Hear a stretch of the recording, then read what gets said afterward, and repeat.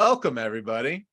Welcome to the replay. Welcome to the live show. If whatever you're doing, Dean and I are laughing here because if you are on the live show, you don't realize that I just gave like 3 minutes of my like 5-minute spiel to a practice session of a webinar. Apparently, I forgot to hit the right button. So.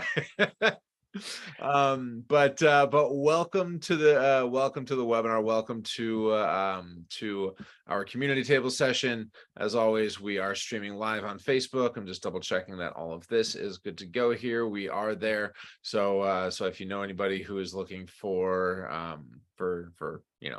a quick access point, you can point them to Facebook as well, the Mission Suite Facebook page. And as always, this is being recorded, and we'll be able to send this out to YouTube, and it'll be on Facebook and whatnot as well. So, but thank you for joining us. And today is a fun day.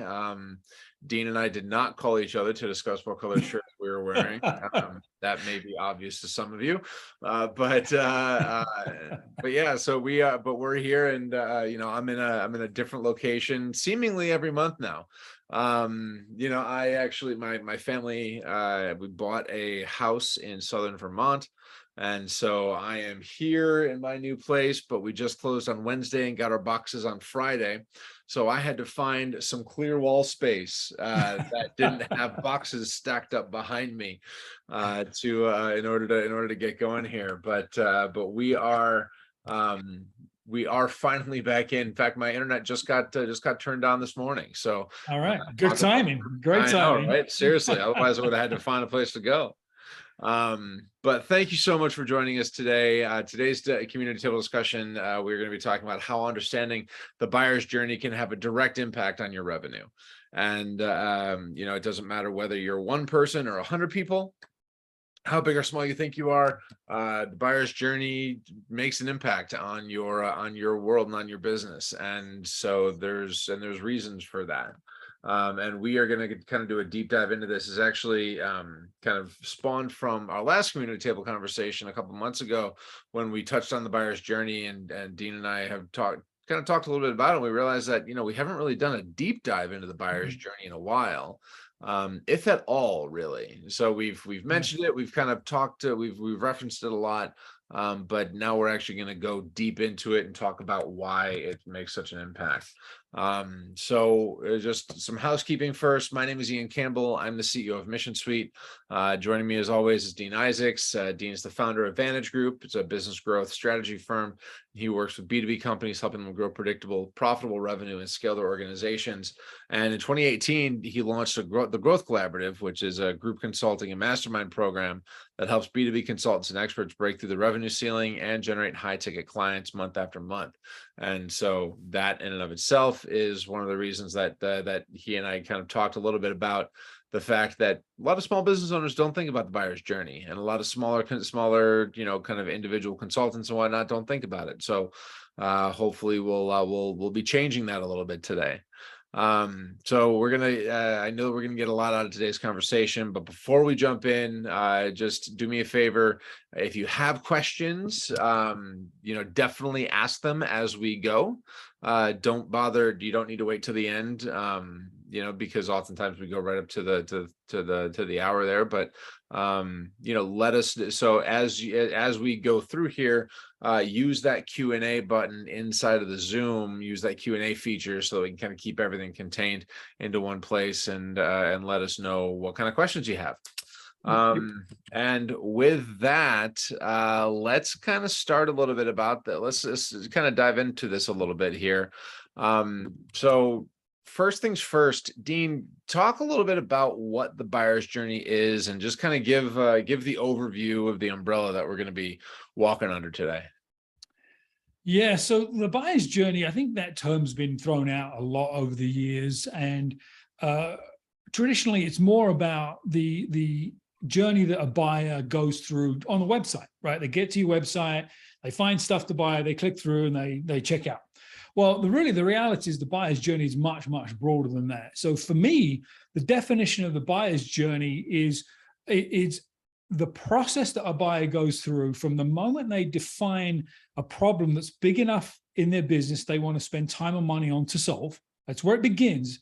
And it ends when they start working with a provider, where it actually goes beyond that in terms of like client growth and lifetime value. But for the sake of today, it's like this process.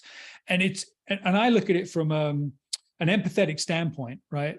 A lot of us marketers and sellers think the buyer's journey begins when a prospect kind of raises their hand, meaning they want a demo, they downloaded a white paper, they interacted with us some way. That's not where the buyer's journey actually begins. It begins, as I said, when someone in business defines that problem they want to solve. And it maps every step in the process from the buyer's side, from the empathetic side, from their side of the journey. That's what the buyer's journey is. So it defines each step, and it also defines what the goal of the buyer is with each step.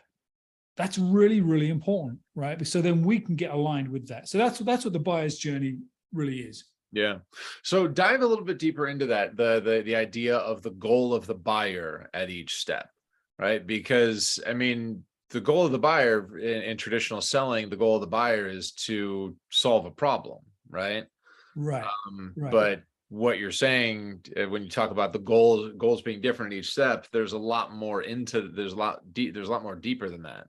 Yeah, it is. It is a lot deeper. And while the buyer wants to get to a point where they can solve that problem, really, that's the ultimate goal. They want to solve the problem. They don't go from, I've got a problem, to I solve the problem in one step. It doesn't work that way. So they're taking these incremental steps. And, you know, we've talked a lot over the last few months about how modern buyers have changed the way they buy, right? And a lot of that is that they are self-educating. It's like their own guided tour of figuring out how to do business, right? And solve business problems. So each step in the buyer's journey mimics some of that. So this first step, just as an example, is problem recognition. They identify a thing they want to solve, a problem they want to solve in their business. The goal isn't to solve it then. The goal is just to get clear on what the heck the problem is and what impacts it's having on the organization. Is it big enough for us to spend time and money on to solve? Where do we even start? Is it a software problem? Is it a people problem? Is it a systems problem? That's the first step. So the goal of that first step is to really just like understand what's going on. So that's just an example. And each sort of step in that journey has its own unique goal that we have to, as sellers, align with, because we want to get to the close. Yeah. Right. And the buyers want to make a decision, but we have to be aligned with each of those steps. Otherwise, we kind of create this friction in the buyer-seller relationship. Right. Right. Okay. Yeah. Interesting. So, you know, you mentioned kind of empathy, right? Being empathetic to where a buyer is and what they're going through and what they're feeling from their perspective, not so much from ours. And, you know, we talk, there's a lot of talk about what is it, EQ instead of IQ, right? Emotional quotient or something like that. Yep. You know, is that kind of is that similar to what we're talking about? Are these kind of in the same vein at all, or? Well, I think in terms of how you relate and communicate, certainly, right? EQ is all about adjusting your communication style to that individual that you're communicating with. So I think that's part of it. But for me, it's more than that. Yeah. It's really more systematic. Knowing that if a buyer, the first thing they do is they go to their network to ask for recommendations for service providers to solve a problem. If we know that's the first place they go, then we can be aligned with that. Now, how we communicate, how we can be, you know, visible is a separate conversation. But so it's more about those mechanical steps and aligning with the goals, because one of the best things that you can do is be in the right place at the right time, saying the right things, right? And then all of a sudden, this sort of sales process becomes really easy all of a sudden. Well, you can do it by accident, or you can do it intentionally. And intentionality is all about building out each step in the process. Yeah. And it's interesting too, because, you know, we've talked about that. You and I have had extensive conversations, even outside of this, these conversations about how prospecting has changed, right? And about the fact that cold calling doesn't work, right? Anymore. And I know there's going to be a bunch of people that rail against this and say, yes, you can find meetings and cold calling. And yes, that is true. But by and large, it's not as effective as it once was, right? I mean, you're not going to make 100 phone calls to get 2 appointments anymore. You're going to make Yeah. 200 phone calls to get 1 appointment. And, you know, in fact, I've got anecdotal evidence of this, that, you know, when I had a sales guy working for me, he literally made, I want to say it was 450 phone calls before and he had like 10 conversations and set 1 appointment. Yeah. And it wasn't that he was bad at his job or wasn't able to talk to people. He just wasn't getting people answering the phone. Right. And so he didn't even have a chance to hone his pitch to get somebody out in a conversation, right, because everybody was just saying, send a voicemail. Right. Yeah. So this kind of a thing, these you talk about the mechanical steps and the process. This is an important thing to really to dial in on, because without this kind of without this perspective, you're not even going to get on the phone with somebody. You're just not going to get any connection, right? Whatever that is, whether it's a phone, email, you know, showing up at their office. Nobody does that anymore. You know, trade shows, digital, social, whatever the channel is, pick your channel, right? Mm-hmm. Are you in alignment with where they go to find the information that they need? Yeah. You know, I'll give you an example. I was speaking with a client not too long ago. We just started our engagement, and part of my role was to help them really figure out this buyer's journey thing, right? What should they be doing in terms of marketing? How they should they be engaging with their sales team? And they were right on the edge of signing a $10,000 a month Google AdWords contract, 120 grand a year. That's just in the ads, not even in the admin support fees, you know, big dollars for these guys. And so I said, well, just let's take a pause. Let me talk to your clients. Let's figure out where they go to find resources like you're providing. If they go to the web, they start Googling stuff, they start searching, maybe they do click on an ad, maybe PPC is the way to go. And so we did put a pause on it. And I talked to a bunch of their clients, and not one of them did a generic Google search for this solution. They went to their network. They went to their trade association, believe it or not. They went to their peer group to get recommendations and referrals. And then when they got a company name, they would Google the company. But then when you Google the company, you don't click on the ad, you go right to their homepage. And so really it was $100,000 savings by going through this process, because that was one step in understanding the buyer. It's really about getting between the ears of your ideal prospect, right? Really understanding them. Label it buyer's journey, label it whatever you want. It's really understanding exactly how they think and what they do and how they do it, so we can just be in the right place, saying the right things at the right time. Yeah, man. Did you end up with like get hate mail or end up with a horse's head in your bed from the agency that they were about to sign with? Funny. No, they did actually engage with them on some SEO stuff. So they got some work out of it. That's good. And since then the client did do a little PPC, but it was more about testing messaging and some new markets, which is fine, right? You go into that knowing that that's a risky spend and not a guaranteed return. So, but they weren't happy for a while. I would imagine so. I would imagine so. So now you've got, I think now's probably a good time to kind of go through the few slides that you have here, and that kind of shows what we're talking about, so we can kind of talk a little bit more in depth about the different stages and how they help. Because the key thing here is to talk about how all this stuff can help build revenue. Yeah, for sure. So this is not going to be like this, you know, an hour-long PowerPoint presentation, but I want to show the audience how I start to think about and build out the tool, right? The actual buyer's journey itself, what it looks like, because I think that helps, you know, get some clarity. And because there are two sides to the buyer's journey that we'll look at. There's the buyer's journey, and then there's the seller's journey, right? And they have to be really well aligned, because a lot of times smart people sit in a conference room and they say, here's how I'm going to market my stuff, and here's how I'm going to sell my stuff. But they're not the person buying their stuff. So you've got to get those things aligned. So by the way, as an aside of that, if you've never seen on Instagram or Facebook, The Marketunist, it's a great account. This Tom Fishburne, I think, is the cartoonist's name. And it's a caricature of marketers having just that conversation. Yeah, happens all the time. Hey, Yeah. I think that we need to do this and we need to do that, and people are going to buy. And then someone says, "Has anybody actually talked to our customers?" And I said, "Never mind that. They'll figure it out." Yeah, right. For sure. That's exactly. It's so true. Right. I laugh, but it's true. Yeah. All right. Ian, can you see my slide? Yeah. Okay. So this is the sort of like the out of the box typical stages of a buyer's journey, right? We've probably all seen this before. There's an awareness piece where marketing is out, doing outbound marketing, doing inbound marketing, social media posts, digital content, just putting our brand out into the world. And hopefully the hope is that someone that fits our ideal client profile will see it. That's awareness, right? And with that awareness, they start to interact with us, maybe ask for information, do demos, get on a sales call.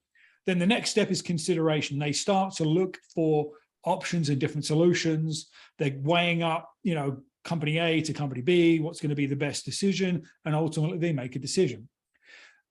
That's not true, right? But that's too generic. It's like saying I want to go to LA. Well, I need to get on the freeway, I need to head west, and I'll get to LA.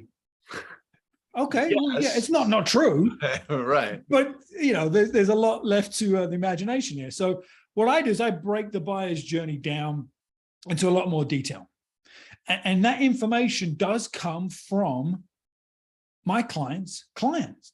I talk to their clients. I get direct conversations going with them because while I could probably have a pretty good guess after doing this for so many years, again, I'm not the buyer. They're the buyer. So this is all driven by client research and client interviews, and we'll talk about that a little bit later on.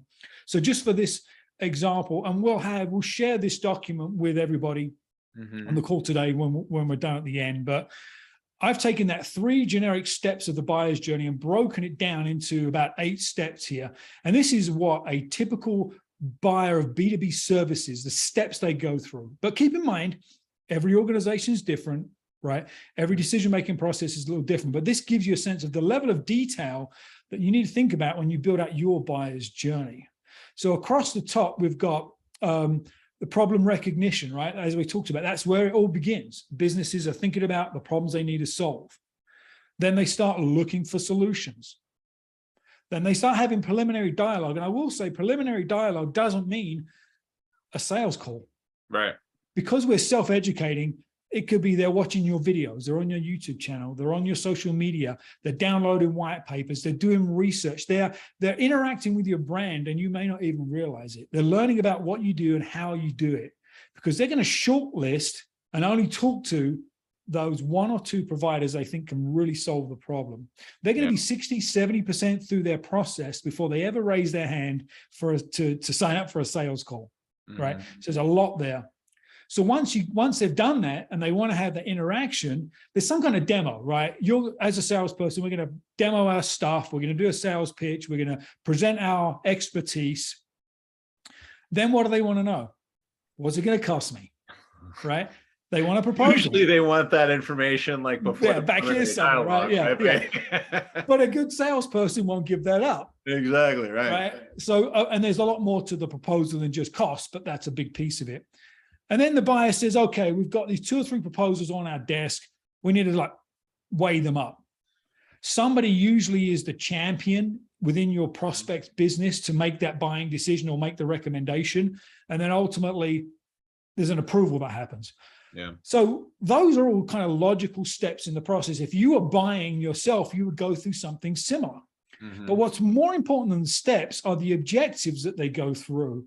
Now, I will say that each objective isn't exactly aligned with each step because it's a blended process, right? Selling is not this 1, 2, 3 process anymore. It's more of a spider web of activities. But keep in mind these objectives. The first thing they're trying to do is they're just sizing the problem. Yeah. Right? I need to spend $30,000 to solve this $4,000 issue. Probably not going to do it. And it's obviously more than just cost. What are the impacts? You'll see in this document an acronym PBO, which is positive business outcomes. Those are the results we want to see by making a change, the future results, right? Positive business outcomes. So they'll, as we talked about, self-education. They're going to do their research. They're going to understand the problem. They're going to look at different solutions. Do they want to go one direction or another? There's always ways to solve problems, right? Different ways to solve problems. They're going to get to this point where they want to validate solutions. What that really means is they're going to talk to different providers and see, what is your approach? How do you go about solving this thing? And from that position, they're going to shortlist. That's when they want to get into the proposal. And they don't want to propose just because they need to know the cost. They've got to justify the spend internally. Remember, we want to be empathetic. So they've got to justify their spend. You know, we've got really clear on what the requirements are, what the outcomes are, and they have to seek internal support for making that purchase. Even if it's a single business owner, solopreneur, that person probably is talking to somebody else, right, inside or outside of their business, to get sort of like a gratification that they're going to make the right decision.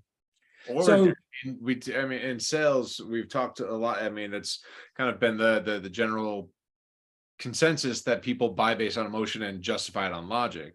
So even if they are just themselves and they're not having conversations, they need that logic to be able to justify it, right? And that's what I'm understanding that this justification is.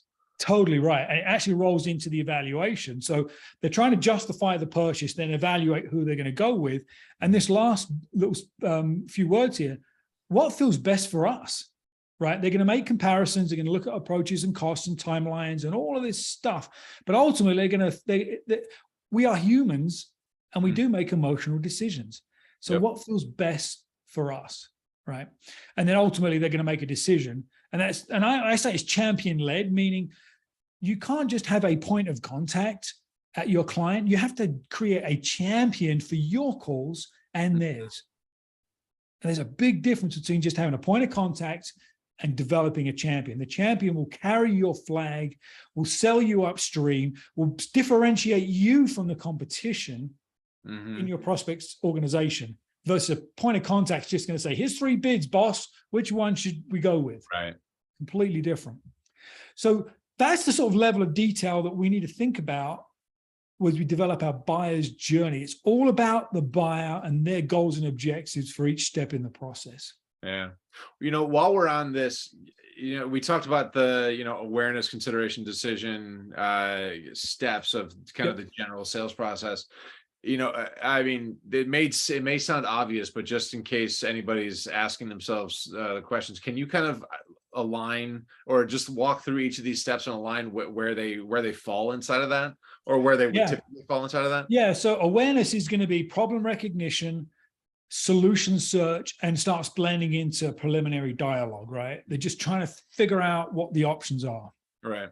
Consideration is where they start really looking at your solution, who you are, your cost, your delivery, your methodology. So that's going to be preliminary dialogue, product demo, proposal, and then evaluation is the whole consideration decision, right? Is that third step. And I will say that every step sort of blends into the next. There's no clear end and beginning, which is why I believe that there's no clear definition in terms of activity with marketing and sales. It's a blended approach, right?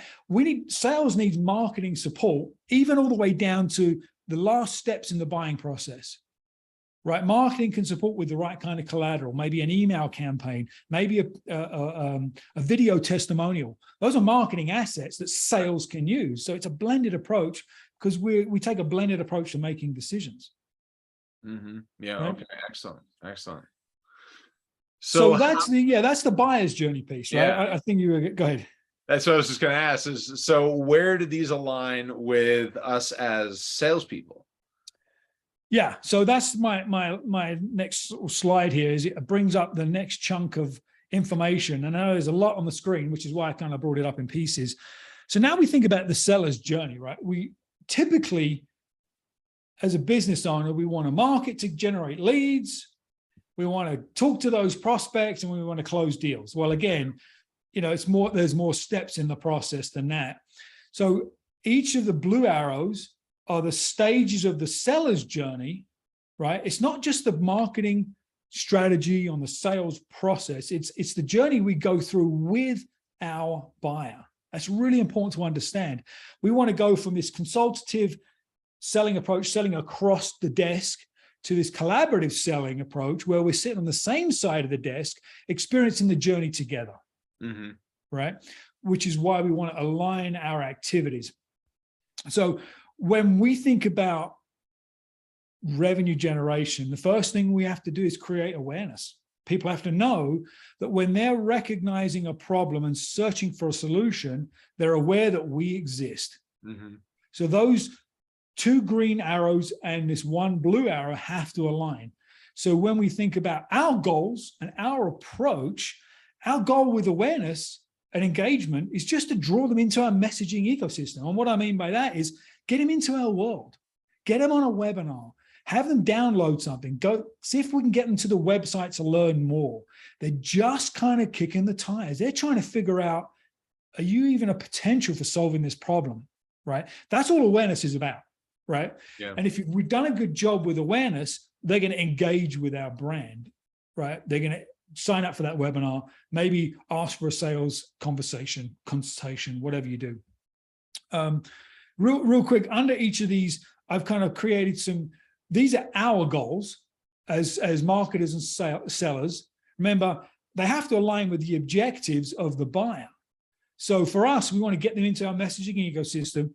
We want to show them a new point of view, a different way. If we're all CPAs selling the same old accounting services, I have a buddy that says, we all look like, imagine a bag of coffee beans. You pour those coffee beans out onto a desk, all the coffee beans look the same. Right. All CPAs look the same. All attorneys look the same. All digital marketers look the same. So we have to show them a new point of view, a way to look at their problem. Remember, they're sizing the problem differently, right? If you've got an approach, give it a name, give it a brand, make it feel proprietary and different. And take a stand means take a stand for your recommendations, right? If you're giving the same advice as everybody else, you're no different. You're not going to stand out when they're out looking for solutions. So then we go from this awareness to engagement and discovery. That means when we can have a conversation, and as salespeople, we get pumped up, right? We've got a lead that actually wants to talk to us. Woo, what do? We go through this generic, tell me about your problem conversation. Right.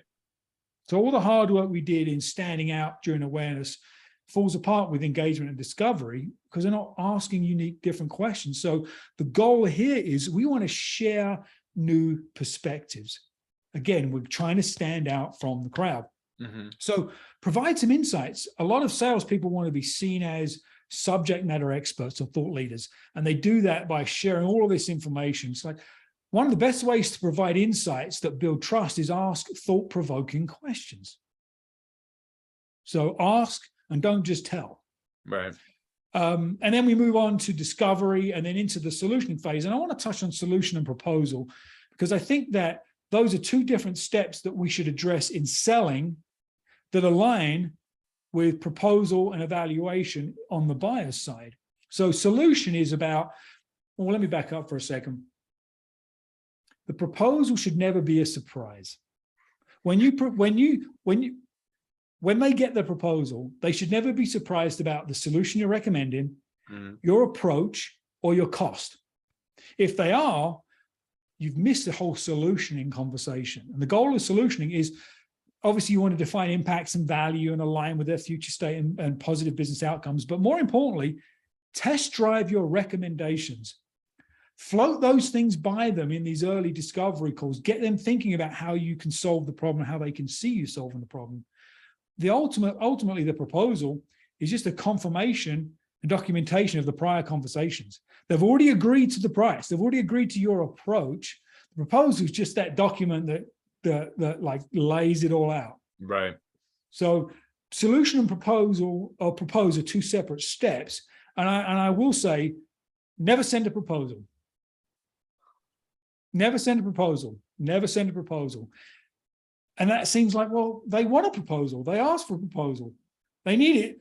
I'm not saying don't give them a proposal. I'm saying never send it. Now, whether you have a quote, a proposal, an SOW, whatever you call it, never, ever just send it. Get a time on the calendar with them and go through it. Even if it's 15 minutes, Mhm. You get an opportunity to interact with them again. You get an opportunity to answer their questions, and you get an opportunity to set agreed upon next steps. The worst thing that you can ever do is send it and hope. Hey, Ian, here's the proposal you asked for. Let me know if you have any questions. How many times does that happen a day? I've got to imagine it's millions of times a day. And then salespeople are like, I'm getting ghosted. They're not getting back to me. Yeah, right. They have the information they need. They don't need you anymore. Mhm. So there's a whole process around that, but never just send the proposal. Use it as an opportunity to dig deeper, to build relationships, to get feedback, and get an agreed upon next step.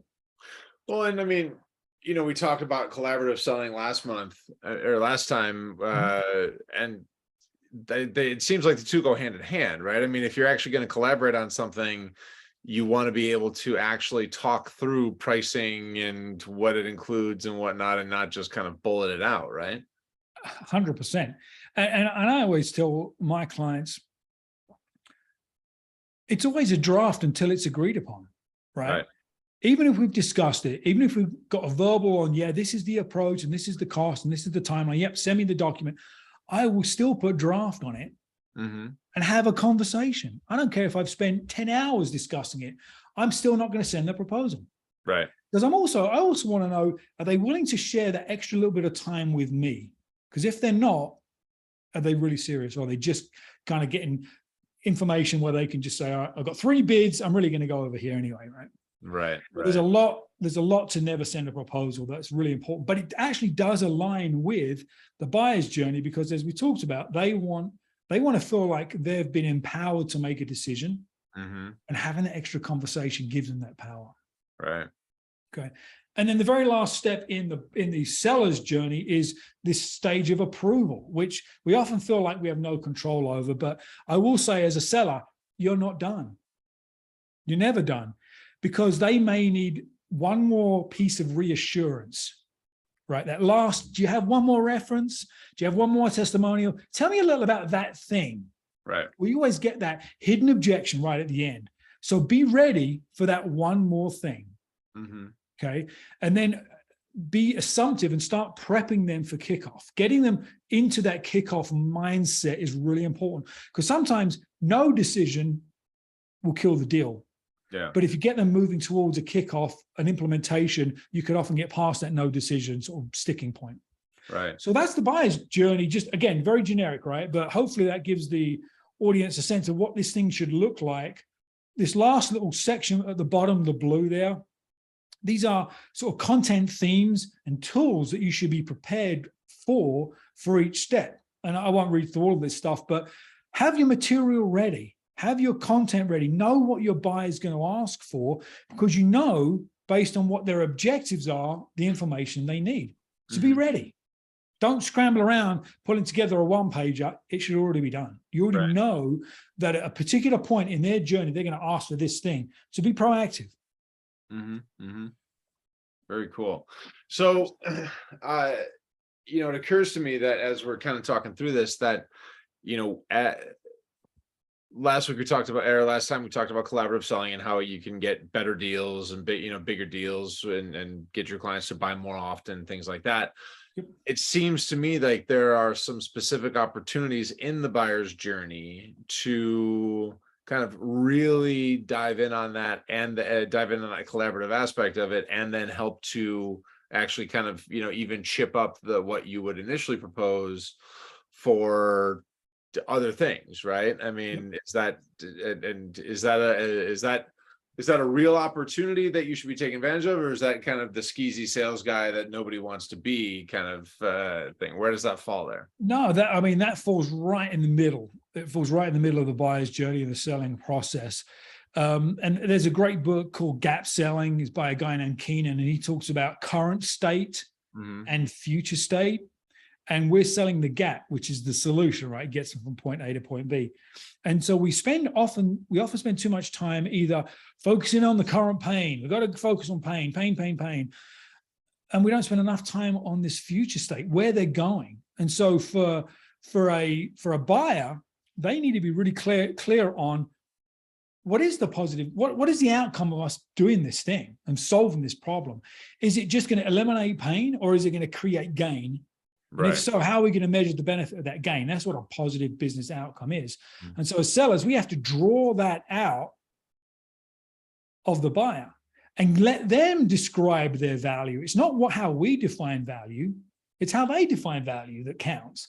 And so kind of coaching them through that process actually creates more opportunity for us. It may uncover more things that we can do, and it may uncover the bigger value to the organization. It may solve this individual's problem, but it may have a ripple effect on the whole organization. So our proposal is actually going to be a much smaller spend comparative to the bigger win, if you will. So we have to guide them through that process. And in my world, it always opens up additional opportunities for conversations, whether it's stuff that I can provide or I can refer to my strategic partners and open up opportunities for them too. Yeah, absolutely. Absolutely. So if I'm looking at this, because we talked a little bit about, obviously, I mean, and to the audience, if for those of you that are listening, if you have, I encourage you to think about questions and specific things here too, if you have any. But as we kind of look at this, we talked a little bit about how it can help you actually generate more revenue, right? I mean, at the end of the day, if I'm understanding this correctly, it's just going to help you close deals more effectively, right? Yep, close more deals more quickly, and also avoid a lot of the price objections that come up, right? Because price objections come up when you haven't created enough value in the mind of the buyer, right? Right. We may have done all the communicating in the world, but if they really haven't got it, and if it doesn't come from them, then it's not true. Right. So by going through this process and getting clarifying and then kind of getting feedback, it becomes their idea, right? They've defined value. They've defined, is it worth doing this or not? And what we find is that the price objection just basically disappears. It's not even part of the conversation. Right. And the question I was going to ask just fell out of my head. So, and that's because that is helps you close better deals more effectively. More quick. I said more quickly as well. More quickly, right? Yeah, exactly. Right. Well, hopefully it'll come back to me. But and then obviously say, oh, that's it, and saving time too, right? Because I've talked to God knows how many salespeople who I mean, and you kind of touched on this a little bit, but I think it's an important one to really dive in on, is that, you're not going to be wasting time trying to force an engagement or force a discovery conversation into somebody that's just trying to figure out what their problem is. Yeah, for sure. Yeah. And so that aligns both in the buyer's journey, right? This whole purpose of a preliminary dialogue is, I'm still trying to figure out the problem. Right. Are you someone that can really help me? And if so, how? And then that goes right into our discovery process, where we are trying to understand and align. And I actually had a bullet point in here, and I removed it because I wanted to kind of get some of the extra stuff out of there. And it was, don't forget, qualify in or out. Right. And it has to happen early. Right. Don't get to proposal and they're like, oh, I only had $5,000 and your proposal is 50 grand. You should never get there. You should never find yourself in that spot if you've done a good job early on with discovery. But part of discovery is saying, thanks, Ian, love you, man, but I don't think we're a fit. Right. And you do that earlier. The most successful salespeople are the ones that qualify out quickly because they spend time on the things that are going to have a higher likelihood of closing. Right. Absolutely. Well, and it helps you to open up time to go find more truly qualified prospects, right? So absolutely. Yeah. I'm And gonna stop sharing this, but I can certainly bring it up again if anybody wants to see it. And it's so, because I mean, another thing that comes to mind is that as salespeople, we all think to ourselves, at least every salesperson that I thought to myself, I am absolutely willing to walk away from a deal if it's not a good fit, right? But those are the same salespeople who preach that will bring deals, whether it's to me or to whomever, but bring deals that you say, why did I just have to refund this guy $500 or whatever, right? Because I mean, obviously he's not a good fit, right? So, but why, but why are we doing this? What happened here? And it seems like not understanding the journey here, not understanding where, and really diving into all these pieces is the biggest, it tends to be the biggest problem, right? It is. And it kind of comes back to two things there. One is, do your salespeople really know what a qualified lead is? Mm-hmm. Can they absolutely quantify a qualified lead? Have we defined and documented what a qualified lead looks like? What are those characteristics and traits? What are the things we have to know to say yes or no to? Otherwise, it's like, well, they don't really fit our client profile, but they're willing to spend money. They're qualified, right? Exactly. Right? The ability to spend money doesn't make them qualified or not. That's not a goal. That's not it. So as a business owner or a sales leader, we have to be really clear and document what does qualified look like, Mm-hmm. and then hold the reps accountable to understanding that and bringing that data back so we can take a look. So there is no question. So that's the first thing. I think the other thing is, again, thinking empathy, Mm-hmm. right? Being in the shoes of the buyer, and collaborative. We talked about that too. The first sort of part of the dance is really about helping them understand as much as us understanding, and having that relationship and saying, look, I don't know if we're a fit. We may not be, and that's okay. You're still trying to figure out your stuff. I'm trying to figure out my stuff. Let's kind of come together in a really open conversation and go through this together, right? Mm-hmm. Collaborate on the process. It takes more time. It does. There's more touch points. There's more communication. It takes more time, which may mean more money spent. But it ultimately results in a better quality outcome. Where even if it's a no, that's okay. I'm okay with that. And so the empathy thing is so important, because we talk empathy, but we don't always demonstrate it. At the end of the day, we want to close something. We want business. Not if you're going to refund it, right? Or they're going to be that, that pain in the butt client. So the more we can communicate our approach to this discovery, the better off we are. And there are times where I would tell salespeople, don't call it discovery. Right. It sounds too salesy. But if you describe discovery as you're discovering about us and we're discovering about you to see if we're a fit, Mm-hmm. then it sounds a little more equitable, right? It doesn't sound so salesy, and it's really like open book. And I think that's really important, because the modern buyers want to be open. They want to communicate once they've built trust. Sure. So discovery obviously is something that salespeople have the tendency to gloss over and to kind of rush through, if you will. What are some of the other steps along the buyer's journey that you've seen salespeople be most likely to kind of push forward too quickly? Really understanding the decision-making process without alienating your point of contact. So you're my point of contact, and I say, Ian, who else is involved in the decision-making process? What I'm saying to you is, you're not really important. Your boss is the one I really need to get to, right? Right. I just alienated you. That's not how to address that, right? But if you ask them, what are the next steps? They will share with you the next steps. Right. Right. You're not asking about the next steps in making a decision. You're not asking about the next steps in defining. Just whenever you're done with that first piece of the conversation, where do we go from here? What are the next steps? Leave it open. They will share with you, well, I've got to go talk to this person. I've got another thing over here. Just don't use sales jargon. Just be open. Like, dude, what's next for you? Yeah. Right. Yeah. We don't spend enough time building a relationship, so we have the right to ask those questions. But when, as I said, when salespeople try and figure out who's really behind writing the check, they alienate their point of contact instead of making them the champion. Right. Interesting. Yeah.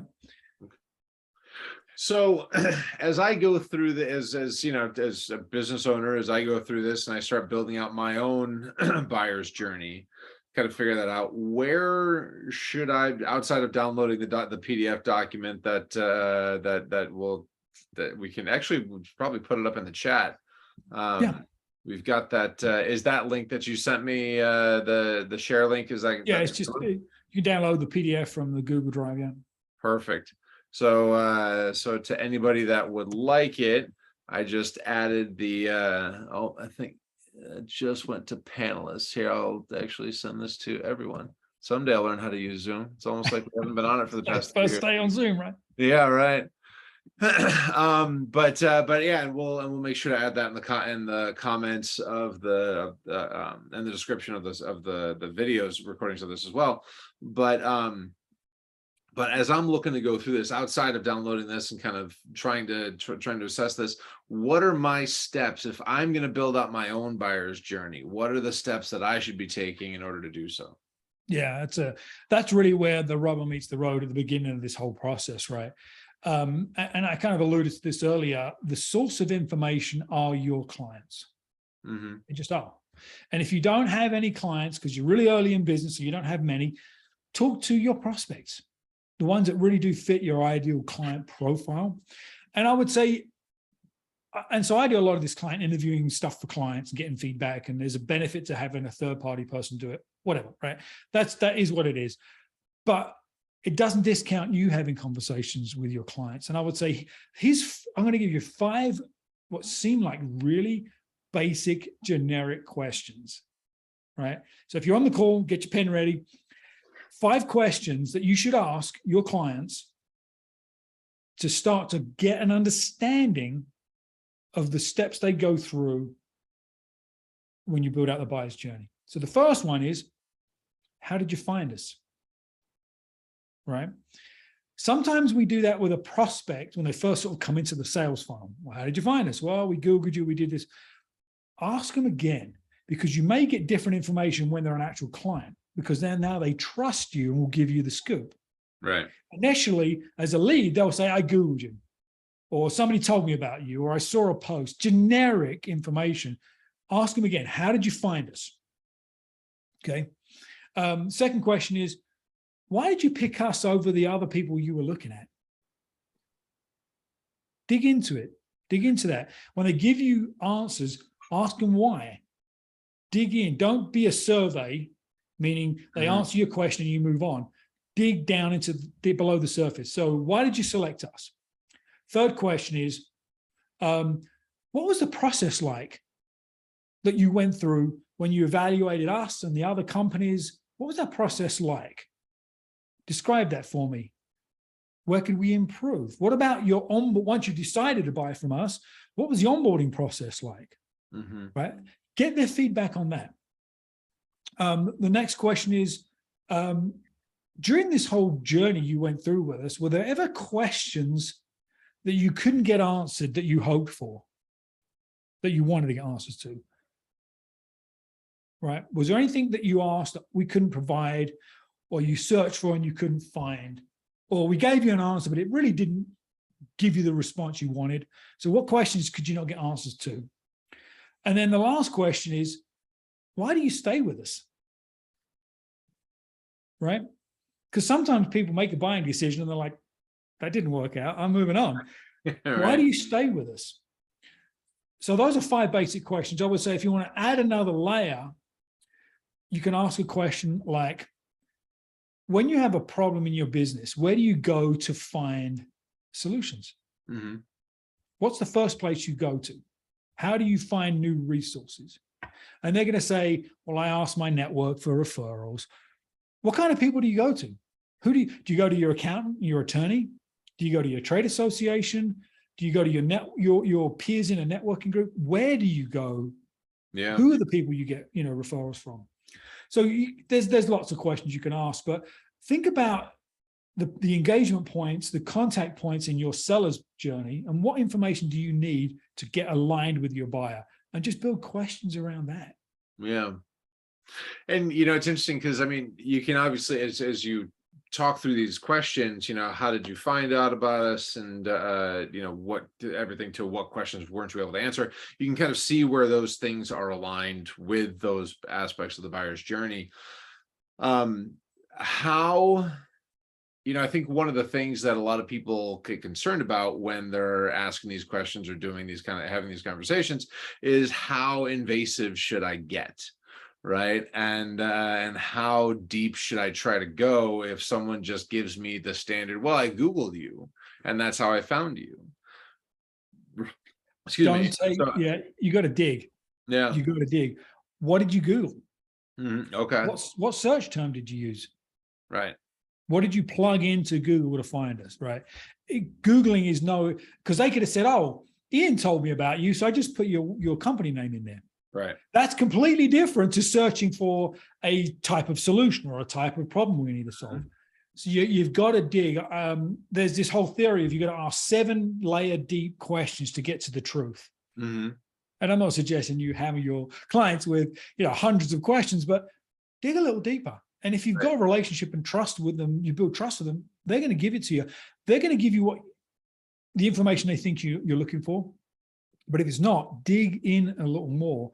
Mm-hmm. And I would also say, don't have your salesperson do this. Have somebody that wasn't involved in the sale ask these questions, right? Why? Well, because people tend to not want to hurt other people's feelings, right? Sure. And if me as a salesperson, I missed a few steps and it wasn't quite right, even if I did buy, they're probably not going to tell me directly, usually. But if you have somebody in customer service or anywhere in your business, it could be you as the owner. Right. It can be really powerful as an owner to get feedback, right? You get more truthful and usable information. Because when I start these interviews with clients, I always tell them, my client, who I'm calling on behalf of, they're not going to know who said what. They're just going to know what was said. Right. And so you can have that same policy internally. If you have somebody internally calling a client, you can tell them, give that person the authority to say to the client, I'm not going to divulge that you said it, just we want the information. Mm-hmm. And sometimes that lowers their barrier for like really getting into the weeds. And I'm not looking for good information and pats on the back. I'm not looking for bad information and criticism. I'm just looking for feedback. Yeah. Right. Interesting. So how often do you have conversations with people who say, yeah, there were 5 questions that nobody could answer for me, but I moved ahead with them anyway? Very rarely. Yeah. Right. Because if the modern buyer is a self-educator, they need answers to their questions, whether it's from your website, your social feeds, or talking to a salesperson. They will get frustrated and move on if they don't get the answers they're looking for. Well, they don't get response to the questions, right? They may not like their response, but they need that information. So that's really, really important, because if you start to see a trend of the types of questions they ask of you, you can build content around that, right? You can overcome those hidden objections in the sales process, close more deals by being proactive in sharing that information. Yeah. I have clients all the time, and I say, a lot of clients in your situation ask me these kinds of things or are trying to solve these kinds of questions. Does that resonate with you? Great, let's dig into that. They may not have thought of those questions themselves. So that proactivity, that, providing the right information at the right time, right? It absolutely will increase your close rate and your bottom line. And you get that information from these questions. Very cool. Very cool. And it's interesting because as you go through these things, what I've noticed and what I've seen, just being in the CRM world, what I've seen in the past before is that there are people who kind of use that a lot. There are some particularly high performers that use these different steps along their journey as their opportunity phases, right? As the different stages of opportunities, which is awesome. But then beyond that, it also helps to create a great sales training tool for new people to come on as you grow, right? Because you can take the questions and the information that that your buyer is going to ask, your buyer needs, right? And you can make sure that you can make those fields inside of your CRM. You can do those things, and so that so that if it's a question that you need answered, you can, that okay, the inside of this cluster here are these 10 questions, and you need to be doing that. And then, and then you can move on to the next stage, but it's not until you finish all of these questions that you're ready to move on to the next stage, right? Is that? So yeah, that's huge. So everybody that has a CRM has some kind of pipeline, right? Whether it's the generic out of the box 10 steps that Salesforce force feeds us, or something that's a little more customized to your world. But what most people miss is what is going to be achieved by the salesperson to get to the next step. Right. Well, if your sales steps in the sales process are aligned with the steps in the buyer's journey, and we know that under like solution search, your prospect needs to get to this point to get to the next step. That's our gate. That's what we need to do. We need to help them get to the next step. So it aligns with the buyers and the seller stages. Our objectives are aligned. Mm-hmm. And we move things along. Yeah. And the questioning is huge, right? It's what questions do you ask when and how often, and getting those into your CRM, mapping that out. That starts to create a sales playbook for your team. Then you get repeatable, predictable results as well. So it's hugely important. Yeah. Yeah. And I mean, you can score off of that. You can do scoring off that information. Yeah. So getting all this information and having these interactions, because even if it's just did you do this, or are they okay, are they comfortable with your response to whatever, yes or no, right? I mean, that can be a 50, 100 point question, and then you all of a sudden you're finding the people that are really that are really players in your game, and you're able to continue to push people through. Yeah. When you think about presenting price, right, that's always, well, many times that's where deals fall apart. Right. Because the prospect is surprised at the cost. Yeah. Because the salesperson's avoided talking about money, right, because they personally perceive the price is too high. Yeah. So they kill the deal themselves. But if you've gone through discovery and solution and started to lay the groundwork, and even if you've laid out, this range, this big wide range of cost, and you've sort of got the feedback, then when you get through the process, you start narrowing that range down to a number that makes some sense. It's not a surprise. That's why the proposal should never be a surprise. It's just a confirmation of all the prior conversations we've had. Right. But we know that the buyer wants scope. They want cost. Those are the things they want from the rep. That's it. Can you solve our problem, and how? And how much is it going to cost me? That's it. That's really what they care about. And once we've given that to them, they don't need you anymore as a salesperson. So you have to pass out that information over time in a way that creates collaboration. So, don't give it up too soon. Yeah, because I mean, if you do it collaboratively, then by the time that you get to price and whatnot, then just human nature is going to make them want to work with you, to either, even if it's just to get you to get themselves off of your list, right? Because if it's not a good fit and their boss says, oh, well, no, we can't do it, whatever, blah, blah, I mean, that sense of collaboration is going to drive them to say, to be more responsive to you and not just ghost you and say, listen, we're comfortable with the price, and everything that you've done is good, but right now, for whatever reason, it's just not the right time. So we're not going to be able to do this. And it's going to make that no come out a lot easier, I would imagine, than it would otherwise. Yeah, it would, because the collaborative process builds a relationship, builds trust, and it actually puts them at your debt, right? Because you've given them a lot, you've shared they become the subject matter expert for your solution in their business. Right. So that elevates them in their peer group and with their boss and all that. So they owe you a little bit, and they know that. Yeah. They know that, versus you just try to qualify them and sell them a canned package of stuff. Right. Completely different relationship. So start with talking to your clients, get that feedback, and only care about them to start with. Only think about the stages they go through, the objective they're trying to achieve. Just start there. Don't worry about marketing strategy and selling process and all this. Forget all that. Understand the buyer's journey first, and then you can back into how you want to market and sell. Yeah. But sometimes we get kind of crowded and we just kind of do both at one time. Just that green section of the document we'll send you guys is where you want to start. Yeah. That's it. That's my sort of advice, is start be more empathetic. Yeah. Awesome. Well, I think that answers the typical last question of, well, what's one thing that everybody should take away from. So, but yeah, being more empathetic and kind of and figure out how to meet them where they are is Totally. what I'm Yeah, understanding. Yeah. that's exactly it. Yep. Awesome. Awesome.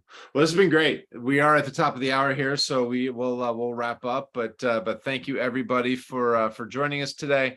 Hope that you got a lot out of it. And again, this will be available on Mission Suite's YouTube channel and Facebook channel. And Dean's going to be parsing it out and sending it out on his channels too, as I know. And so keep an eye out for things. If you want to share it with people, we will have the link to that document available in the comments on Facebook and in the description on YouTube. So if you wanted to share that too, go ahead and do so. And yeah, well, thank you so much for joining us, and we will see you next time around. Cheers.